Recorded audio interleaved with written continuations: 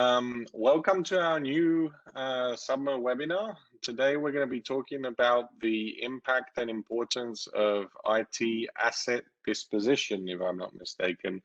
Compute is being every time more aggressively renewed, and this has a clear impact on the level of e-waste generated by the IT industry. At Submer, we're very concerned about the full picture, not just the I'd say immediate challenge that we're trying to solve with immersion cooling. And we can't turn our heads away from this challenge. So this webinar will dive into the numbers, challenges, and hopefully solutions to the IT asset disposition challenge that we have.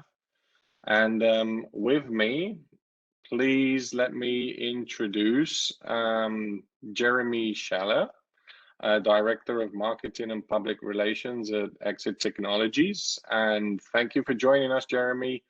Can I please ask you to introduce yourself and obviously Exit as well? Is it Exit or XIT? Because I had some doubts there. It's pronounced Exit, of course, with the pun being that you're exiting your IT out. Of course, in all the years we've been in business, I think maybe 3 people have actually realized that. So perhaps not the greatest branding decision in hindsight. I've been the guy in charge of marketing here for a few years now, and we've been in business in one form or another for maybe 30 years, initially in manufacturing and then in brokering and secondary market, IT, resale, things like that. And more recently, in the past decade, more in the data center side of the business with logistics and disposition. Can we jump to the next slide, get this kicked off? Cool, let's do that. Yeah, absolutely.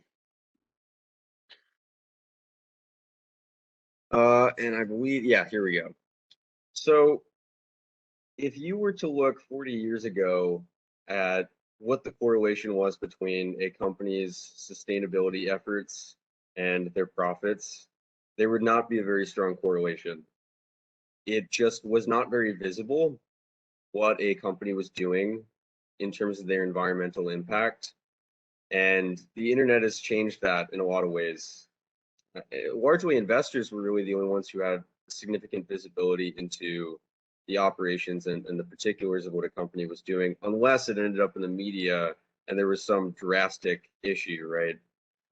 These days, it's not that that's not the case at all, but the era of visibility into corporate social responsibility is here, and there is a generational shift. Millennials in particular are going to be acquiring more positions of influence and more wealth, and they're quite invested in researching a company's environmental impact before they commit to them, before they are particularly interested in investing in them. And so a lot of companies see it as a PR move to be sustainable, and that's not untrue. It is important for public relations, but also sometimes shareholder profits do correlate with corporate social responsibility, and we'll talk about a little bit about how that is the case, when it's the case, and why it's the case. Next slide. So this is a pretty staggering number. Around 75% of investors and consumers are motivated to purchase and invest in companies that do improve the environment and society. Obviously, this is one survey. It's done by a respectable company, and the methodology seems pretty good. But it is one survey, so take it with a grain of salt. Nonetheless, you can't discount that about 3/4 of people who answered were very concerned about this. So just because they answer that they're very invested in sustainability does not mean that they're going to vote with their dollars per se. And you see things like that in events like the ExxonMobil oil spill, right? Where presumably people would be very motivated not to put their dollars in Exxon's pocket after that happened. But what you saw instead was they had knockout quarters after their oil spills, right? And so the pessimists might look at that and say, okay, well, there's no point in spending any effort on being sustainable. But in reality, that's a case of inelastic demand, and people need gasoline. And ExxonMobil has their partnerships and their logistics arrangements so that if you're going to get your gasoline, you're probably going to end up somewhere getting it from Exxon, whether it's under their brand or not, right? So in some cases, it's not correlated in particular B2B niches or consumer niches where there is very inelastic demand. But for most companies, it applies significantly. Could you jump to the next slide? Yeah, I just had a small comment there. I guess my personal experience, given sitting here as an entrepreneur and with a company that has a high impact on hopefully on the environment in a good way. What we've seen for sure in the last, I'd say, couple of years is a humongous growth in the number of VCs and investors in that space, meaning companies that have the sole purpose of investing in impact and in companies in the impact space. So it's obvious that there's a trend and it's accelerating, and that large amounts of funds are being pumped into companies like ours that truly do have an impact on the environment. And honestly, I think it will continue to accelerate. And for a large part of the reason being what we're going to talk about on this slide is that the rate at which technology is advancing is increasing. So it's not just that technology is increasing, it's the rate at which it's increasing is also growing. So obviously it's sort of an exponential relationship between computing and the other technologies which computing facilitates that then help computing grow and improve. So on this graph, the bit I want you to pay attention to the most is all the way on the left, where you saw last year a precipitous increase in the rate at which servers were replaced, in contrast to the prior years. So part of this, I'm sure, is that COVID-19 had an impact on people needing to improve their infrastructure to meet the demands on server resources. However, this was not a survey to say how many of you replaced your servers last year. This was a survey to say how many of you are going to be replacing your servers every year. And so what we're seeing is a shift in the data center space into a more aggressive hardware refresh schedule. And if you look at, actually, before we jump to the next slide, and the other aspect is there's a logistics burden involved with that. So if you're pulling out your existing servers and potentially infrastructure like cooling hardware that may or may not match the incoming hardware, you've already got stretched thin IT staff that are going to have to handle that project. And decommissioning, migration, consolidation projects are already kind of nightmarish when you're understaffed, but they're especially so when you don't have experience doing it. And in a lot of cases, that is the case. So yeah, I think also, Jeremy, there might be, this is definitely related to a lot of workloads, I guess, transition into the cloud, because you tend to see like the telco operators being the ones on the further right of this graph, I expect, and obviously the hyperscalers being more in the range of the middle or potentially more towards the left. We know that most hyperscalers replace their equipment every 2 to 3 years. And so a lot of the workloads that get transitioned to the cloud intrinsically have a more aggressive refresh cycle, right? Yeah, and an interesting bit with it is that a lot of companies are staying work from home. And so I think a lot of the workloads that came off premises will stay that way. So let's jump to the next slide here. So there's a lot going on here. And I'm going to go through it a bit by bit, just because I think it's really important. The number of companies that were partnering with an electronics recycling company that is not certified was 29% last year, as opposed to the prior year where it was only 9%. So that is sort of a concerning shift. And the certifications are important. The certifying bodies do a pretty good job at regulating how you can and cannot dispose of hardware. For example, e-stewards and R2, they do not allow you to send your hardware downstream to another recycler and just wash your hands of it. There has to be documentation all the way downstream until that product is actually disposed of. And so otherwise, you can just sort of wash yourself of it by, handing it around in a circle, as it were. So that's one problem. The other problem is that 29% were willing to recycle the hardware themselves without following any standards as well. And that's also up from the prior year. At 20% were willing to do that. So put together, you have a pretty frightening number of companies that are disposing of e-waste in a, quite frankly, irresponsible fashion. And it's growing, presumably, last year. And that may have been related to the burden of upgrading and transitioning things and not having the proper staff to accomplish these projects logistically. A lot of companies do reuse or repurpose the hardware elsewhere in their business.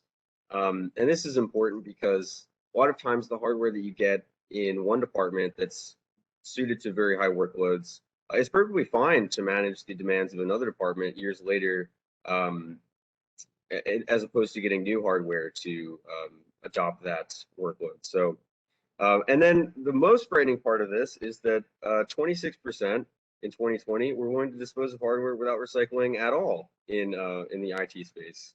So that's just getting landfilled, which is, that's more than 3 times what it was the prior year, if my math is this good at 10 in the morning. So I think part of the problem is that people just do not see the benefit to responsibly disposing of their hardware, or they don't know how, or they believe that it's actually going to be a cost center. So we'll go over that in a little bit, why that's not the case. If you want to jump to the next slide here. Yeah, and I also wanted to add a little bit of my personal insight there. So we're quite familiar with how hyperscalers do things. And obviously, yes, they tend to have a more aggressive refresh cycle, as we mentioned, in that range of 2 to 3 years. Obviously, because everything is virtualized and migration processes are pretty much automatic, it's a no-brainer for them to pull out equipment, put new equipment in, and it's up and running pretty much immediately. The sweet spot for them is that's why they refresh it in every 24 to 36 months, is because they resell it, which would be probably this last line at the bottom of the graph, to companies like one of our partners, IT Renew, who purchase humongous amounts of hyperscale equipment.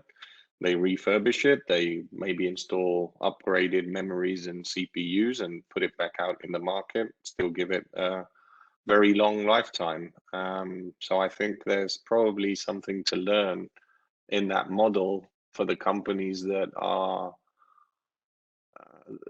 in a more extended hardware refresh life cycle, to take a look at that and take a look at the TCO in the long run of implementing a similar scenario, because I think that hyperscalers have probably wrapped their heads around this and looked at it in much detail, and there's got to be some very compelling reasons for them to pull out hardware every 2 years and resell it to companies like IT Renew, for example. Yeah, so we'll touch on that a lot actually later. That's definitely in my notes. So here, this is just to show you that e-waste is definitely growing, and we're projected to see something like 20 to 25% increase in the next 10 years in total e-waste generation. if you want to jump to the next slide, we'll talk a little bit about that IT renew aspect. So they would fall into the IT asset disposition space that we would. And in keeping with what you said, it is not just hyperscalers that benefit from IT asset disposition. It's cross industry. Every vertical pretty much can benefit. And you see this here, it's penetrated into pretty much every sector. So just because you're in, let's say, like a construction company, and you've got a lot of niche workstations or something, that doesn't mean that you can't rely on an IT asset disposition vendor to help with the logistics and the remarketing of the assets. Could you jump to the next slide there? So one of the things that companies like them and us do is we help sustainability become profitable. So one of the things that a lot of companies do is they assume that if the hard drive is intact when it leaves their location, that this is a risk, that we need to shred everything as it's leaving the building. This is not the case. It's not the case. The District of Defense has published a million times, God knows so many financial companies have published, that they do wipe their hardware to the DoD standard. It is absolutely equivalent to shredding your hard drives. You can certify each and every drive is wiped and have certification that this was the case to cover yourself in the event that someone comes after you to say, hey, you didn't shred the drives. Not that anybody does, but you're covering your bases. And then, of course, you can resell the hard drives and recover capital from that investment. And you prevent the resource consumption involved with the manufacturing of new hard drives to fill the demand that people would otherwise fill from those used hard drives you had. So there's an environmental benefit to reselling them as opposed to shredding them, and it's important. CPU repairs are another avenue. So a lot of times CPUs have very minimal damage that compromises them from being reused. So broken pads, broken caps, chipped corners, things like that. And those are absolutely feasible to repair, at least in our facility. A lot of recyclers and other larger ITAD companies do not have that capability. We've reverse engineered the processes so that we can do this at scale. So we help them a lot of the time recover value from damaged processors. So that's another way. You would otherwise need to landfill CPUs. You don't. They can be reused. Could you jump to the next slide here? So in decommissioning a data center, obviously, if you're a hyperscaler, this is sort of a trivial process because every operational process has been optimized and written out as an SOP a million times over. But if you're a mid-sized enterprise, or if you're a smaller company, it can be a real hassle to decommission every server, pull all the cabling out, dismantle all the power equipment, all the infrastructure, all the cooling equipment, to migrate to the cloud or to consolidate into one data center or whatever else you're going to do. And if you're already understaffed and you're having to have your IT staff work on installing new equipment, budgeting for new equipment, figuring out what to put in, migrating workloads, everything like that, it can be really useful to have somebody like us or IT Renew come in and handle the decommissioning process for you. So you're saving on labor expenses as well and human resources. And because you're saving on the capital, you're getting money back for the capital that you get paid for.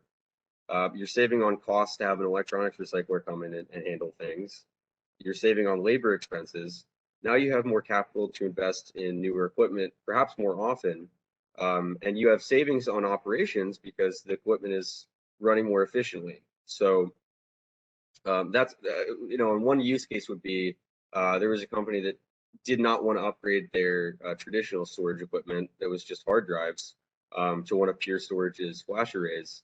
And when we came in and told them, hey, you can get this much back for it, it's not going to cost you a dime, he said, all right, let's do that. So they replaced like a warehouse full of equipment with only a few systems from Pure Storage, and their operational expenses were a fraction of what they were.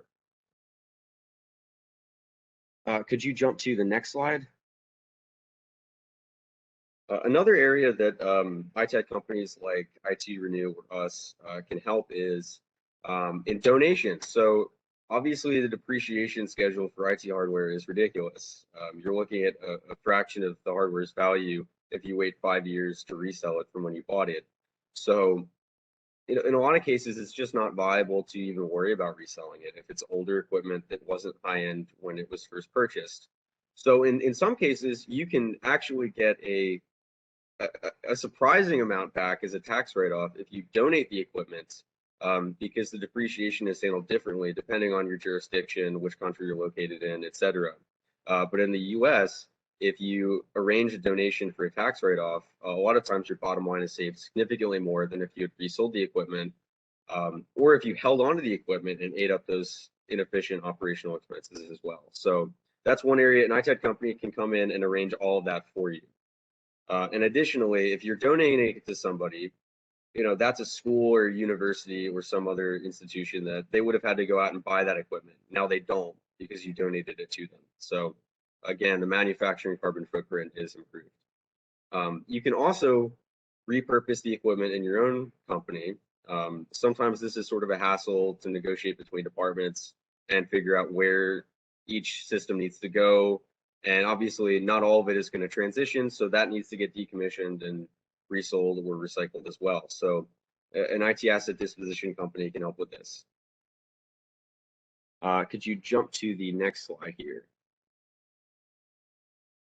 So the age-old question, who do you pick? So you brought up IT Renew earlier. So IT Renew is one of the larger IT asset disposition companies.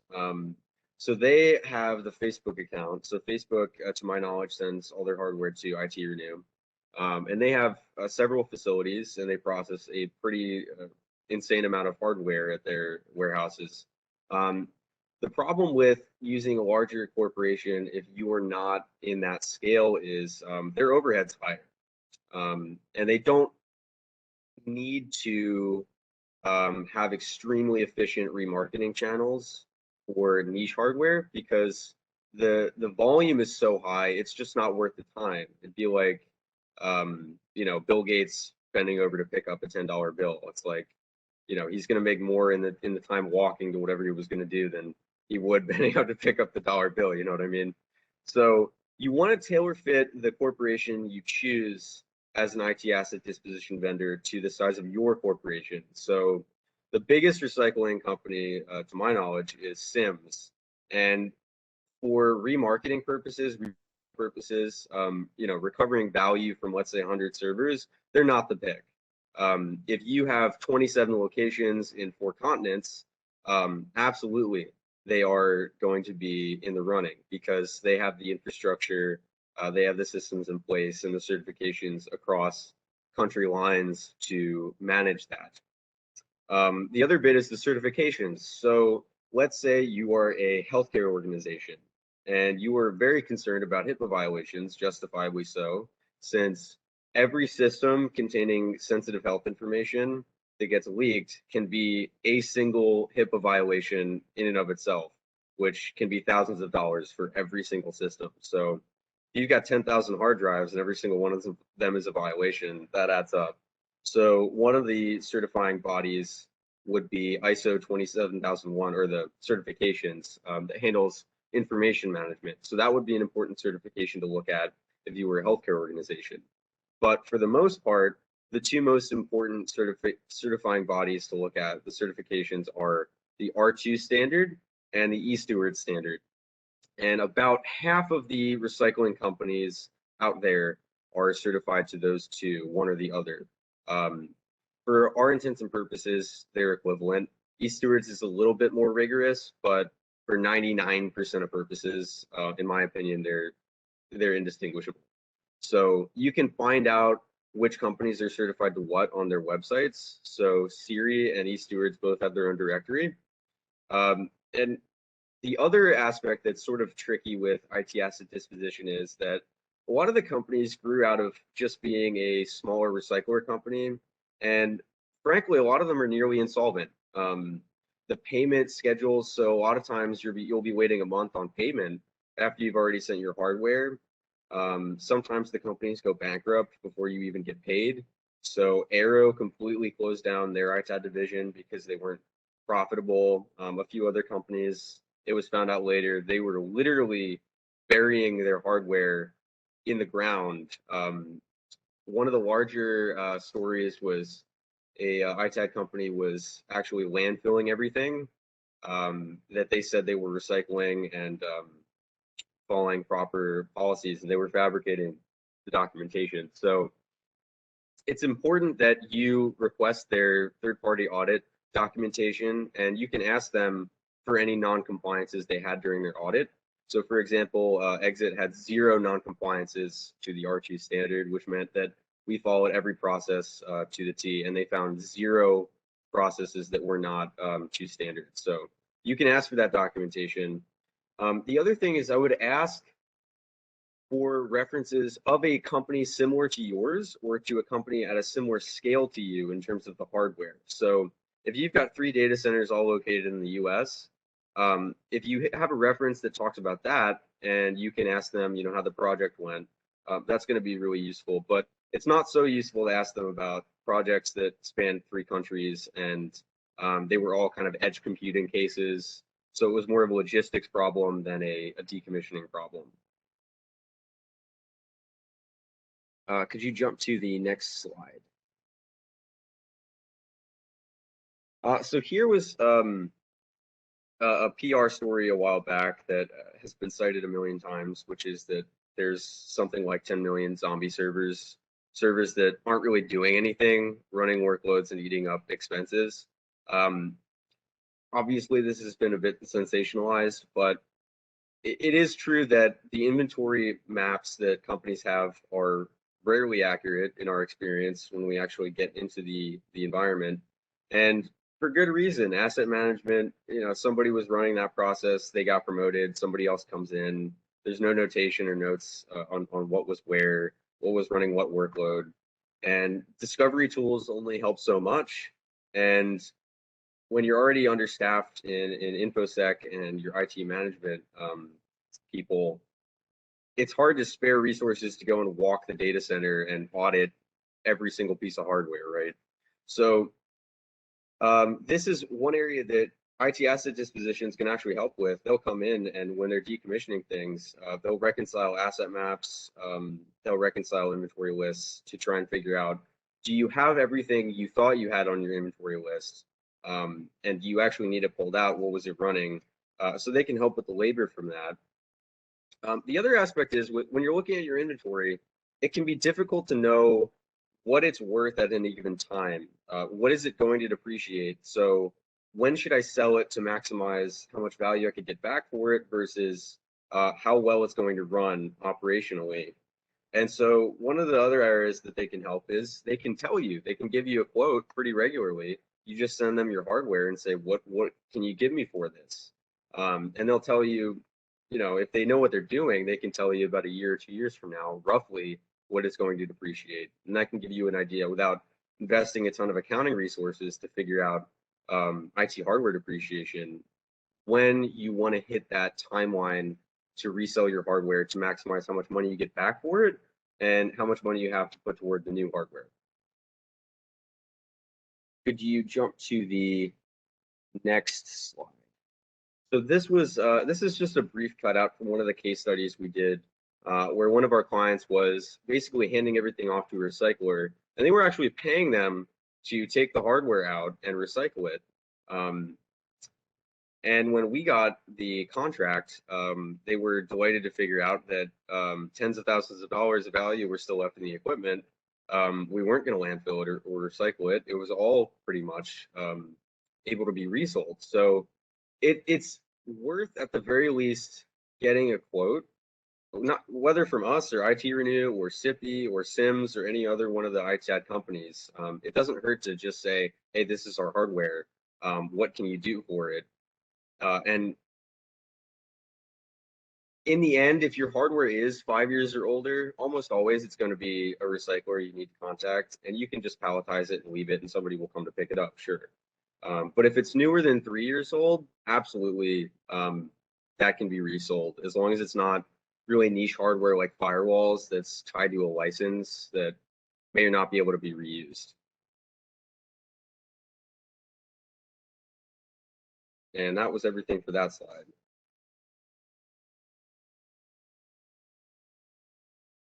Thanks, Jeremy. Those numbers are pretty crazy. I mean, I'm looking at the numbers that you just shared. I mean, there's definitely value in going through the process and thinking of a much more sustainable way to dispose of those assets. Maybe just very briefly on our side, on the Submer side, before we hit the Q&A, where we have some questions already from what I'm seeing, I'd like to very briefly go through the benefits of the immersion cooling technology that we're developing here at Submer.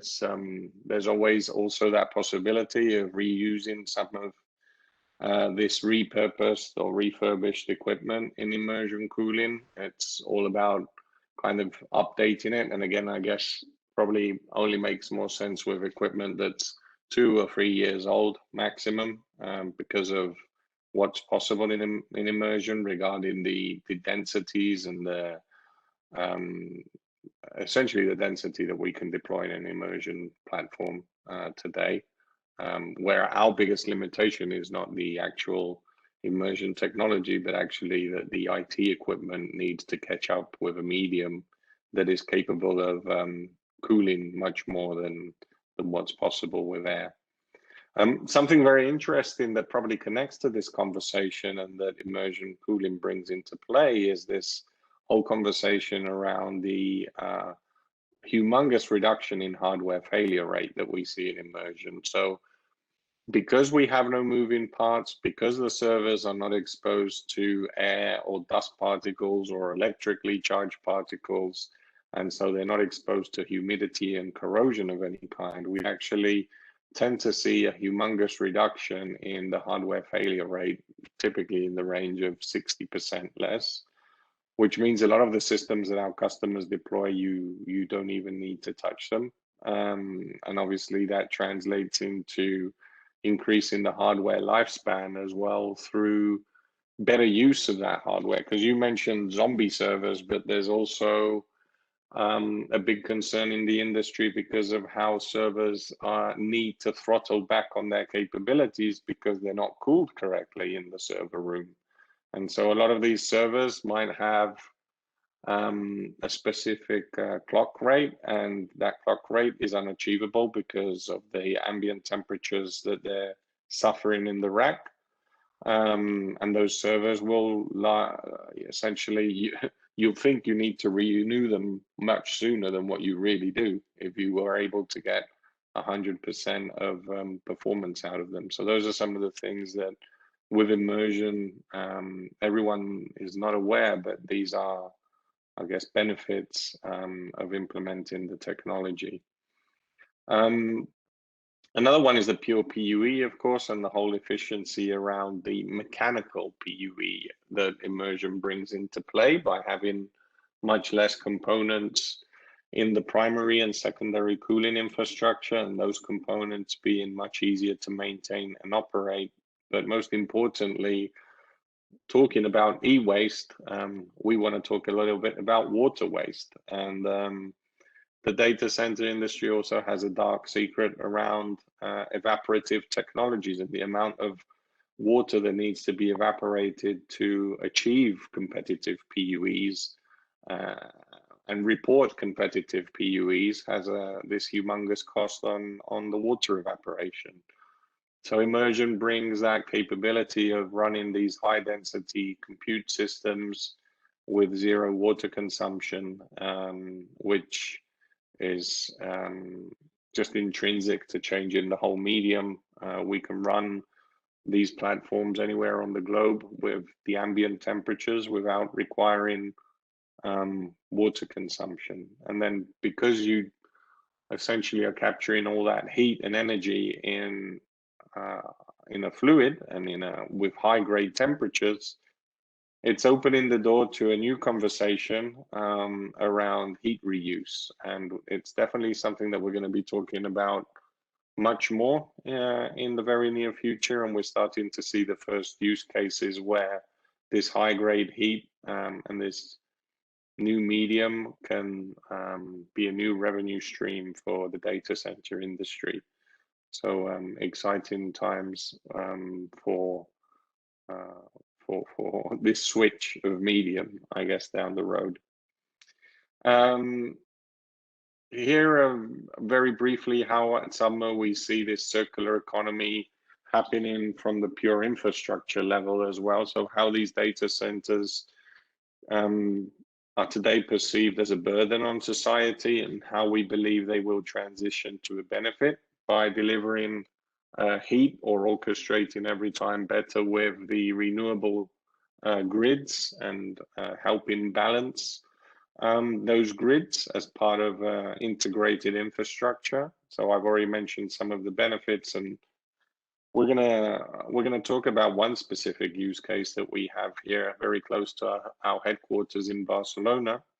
So Bitnap is a data center. I think it's just like 500 meters from our headquarters in Barcelona. These guys are connected to a district heating network, which they leverage to cool the IT equipment. But at the same time, they are also capable to monetize on the energy supplied to the district heating grid, as long as it's high grade temperatures, meaning 40 plus C, 50 C, and potentially more. So obviously they had big challenges when they were trying to convert their traditional server rooms, their air environment, transferring it into the district heating grid. There's humongous energy losses there. And the impact of that for them was that they weren't achieving the minimum thresholds that the district heating grid was requesting from them to allow them to monetize on that energy being transferred to the grid. And actually they were receiving penalties and being charged these penalties by the district heating system and the contract that they had in place. So one of the projects that we did very early in our journey, and that's why you see these version 3 smart pods here, which are our older platform, was to deploy a substantial amount of their compute in immersion cooling, which meant that they could benefit from this high-grade fluid or high-grade water temperatures in the range of 50-55 C, which they were mixing with the 20 C water temperatures that they were able to achieve from their air cooling environments. And so here's one of the very early demonstrations of the benefits of immersion in data centers that are able to leverage district heating networks. We do envision, though, very soon, and it's actually already happening, scenarios where we're able to deliver 70 C water temperatures to the district heating system, and this possibility of being connected to the district heating networks is then going to transform directly into a completely new, very aggressive revenue stream. And we're starting to wrap our heads around some numbers that we're seeing in the industry. And for example, 100 megawatt, we know today of utility companies that are willing to pay in the range of $35 to $50 or slightly more in euros, of course, per megawatt hour of energy transferred into the district heating network. For a 100 megawatt data center, that could represent anything between 30 to 50 million dollars per year just for that revenue stream, which today is non-existent in the data center space because we're just trying to get rid of heat in the quickest form possible, I guess. So that's an insight into one of the projects that we've been working on in the past, and that's expanding. And with that, I think we can move to Q&A. We have some questions that I'm going to pull up. So this one's for you, Jeremy. Aside from certifications, how do you know which IT asset disposition company to pick? Well, I think I covered some of the easier ways to do this before. Obviously, you can look at reviews. The problem with this is that a lot of these companies are B2B, and so you don't see a ton of reviews on the usual places. Trustpilot is one of the better companies because they actually do work really hard to try and limit fake reviews. But other than that, I would actually ask for their processing documentation. So what are their processes for processing equipment? Like what do they do with focus materials, like lead acid batteries and things like that?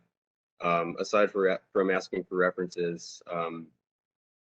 And additionally, I would ask for some of the intangibles, like are you going to cover shipping costs? Do you have GPS tracking on the hardware as it goes from there to there? How serialized is your reporting? Do you have full chain of custody? Can you provide me sample documents on all of this? Can you send me a certification of destruction for data, and what does that look like? And also, I would ask them what their methods are for wiping SSDs, what software they use. These are some of the things that, if they don't have answers prepped already, their processes are not extremely standardized. And so that's sort of a red flag. So then that connects with another question, which is what assurances do you have that no HIPAA violations will occur? So I had mentioned earlier that ISO 27001 certification is sort of important for information management, but in general, you can ask them what their system is for information management, their data management. So are all the hard drives kept in a locked room? Do they have video documentation for every step of the way when the hard drive enters their location? Do they have background checks drivers, things like that? And also, I lost my train of thought. Oh yes. So I would ask them if they've worked with a healthcare company before, and I would ask for reference from a healthcare client, and just ask them, how was it every step of the way? Did they have perfect visibility into where the data was? And additionally, they can wipe all of your data on site. So a good ITAD company should have software that can be run in your racks before you even pull the drives out of the server racks. And if it's good software, it should run very quickly, hard drives or SSDs, either way. So that way you have no liability for letting that data leave your data center. Okay, I've got another one for you. What's the turnaround time on a decommission if you need 5 locations done simultaneously? Yeah, so it depends heavily on how large the project is. So if you've got 2,000 servers, let's say, obviously that's a lot of man hours. The server racks themselves, that's not the bulk of the time and labor for the project. If it's a full decommission, like you're pulling out of the data center entirely, if you're just in a colo and you just need your hardware out, that can almost always be done like same day, and it's not really a hassle of a project. If it's your data center and you're dismantling and actually tearing everything down, that's usually a much more extensive project, and that varies from days to weeks to, depending on how many locations it is. And it also depends which countries. So, for example, Qatar, we had a recent project in, and their customs policies are an absolute nightmare. So it's oftentimes the country of origin and destination are more a problem than the actual tear down, decommission steps. So I guess just to clarify there for everyone, and Jeremy, X Technologies does provide services on a global scale when it comes to Yes. Yes, we do. Though I would be totally transparent. We are best suited to smaller to mid-sized projects where it's one data center, two data centers, and you don't have 50,000 systems. That's your IT renew. We're really good at getting the most money back for the hardware, and we almost always beat every other company on bids for things like Supermicro or Quanta hardware where it's more niche, or the systems, it's not just uniformly standard. So that's what I would say is for super large projects, I wouldn't go with us. I would go with someone like IT Renew or SIPI or Sims or Apto. But yeah, so to answer the question in short, if it's just servers networking, and you just have to pull them out of the racks, and the racks themselves are going to stay, the infrastructure is going to stay, that's the day up kind of project. If there's, let's say, a lot of infrastructure like immersion cooling, you've got your chillers, your AC, your containment, your raised floor, all that stuff, that's going to be at least a few days, usually a few weeks, depending on the project. If it's multi-location, multi-country, and there's no in-house staff to supplement the project, but it varies a lot. Is a really good question, Jeremy. So do you recover hardware from immersion cooling platforms? I gotta be honest. I think we've only had one project where they had hardware in immersion cooling, and I was not in the data center part of the project, so I couldn't tell you details. But I don't think it's. I think a lot of people have this erroneous idea that immersion cooling or liquid cooling makes every project involved with working with the hardware way more difficult, and I just don't think this is the case, which I'm sure you could corroborate. Yeah, I mean, our experience is that this operation specifically does not take more time than it does in a traditional rack.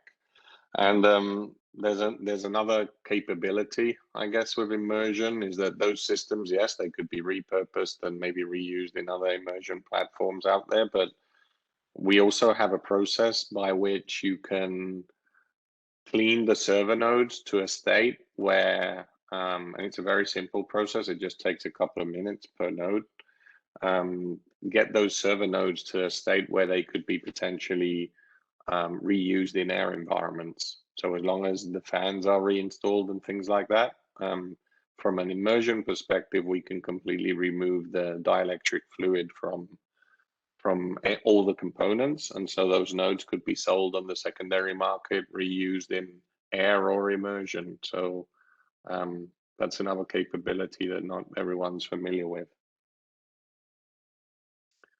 Okay, and I guess here's the last one, which is, so to clarify, which one is the main profit of applying IT asset disposition and immersion cooling?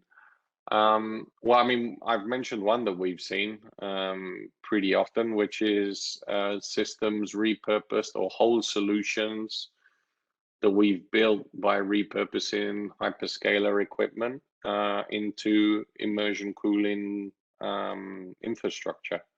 So that's definitely one of my favorites, I would say, when it comes to customers being able to access systems that are still extremely compelling from a performance perspective, that still have a very long lifetime, so complete circular economy when it comes to the sourcing of the IT equipment, giving that second life to those systems.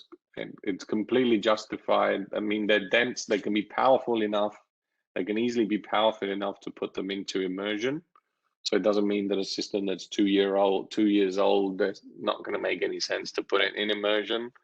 Actually, what we've typically seen is that maybe the CPUs and memories get updated a little bit so that those systems can have a substantially long life still.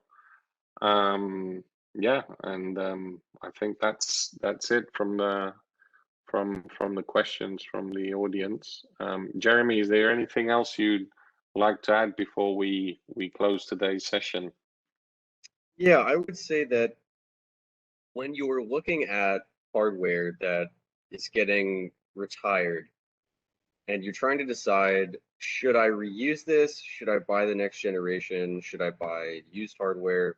One of the scientific ways to go about this is you can look at what the carbon footprint is and what the expense is for manufacturing of the new hardware. So this data is out there for servers and components themselves. And you can also look at how much heat, how much electricity, what are the expenses for operations of the newer hardware versus the used hardware. You can get that benchmarking information modeled. And there are sites to do this. I forget off the top of my head what they are, but it's worth doing at least for one project, just to give you an idea of what those numbers look like, because most people are surprised when they run that math. Yeah, couldn't agree more. And this is a key, IT asset disposition is a key component of the circular models that we're trying to promote, not just from the infrastructure side of things with the technologies that Submer is pushing out there, but of course from the IT side, which is probably has a much bigger effect than the infrastructure side. So Jeremy, with that, a big thank you for joining us on this webinar. Very interesting data that you've shared with us. Looking forward to having you again, maybe in a few months from now, and seeing the updated data potentially and see the trends and where things are going. We'll definitely invite you back for that. Hope that you'll want to join us. And I would like to suggest, if anyone wants to follow Submer on our socials, we're very active, as you know, really trying to educate the industry on the direction that we need things to go in for the corporate social responsibility that everyone is very concerned about today. And obviously, please follow Exit Technologies on their socials as well. And with that, a big thank you to everyone, and see you on our next webinar. Thank you for listening to us. See you soon. Submer, data centers that make sense.